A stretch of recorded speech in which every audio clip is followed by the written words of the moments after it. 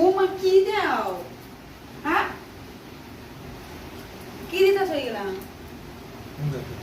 কারি পাত্তা? কারি পাত্তা কিসে দিবা? মাছ ভাজায়? কয় পিস মাছ?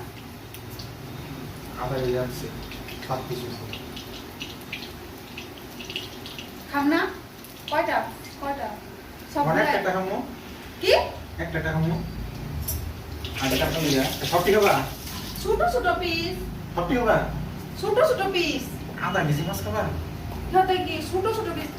তোমার 3টা, আমার 4টা। হ্যাঁ?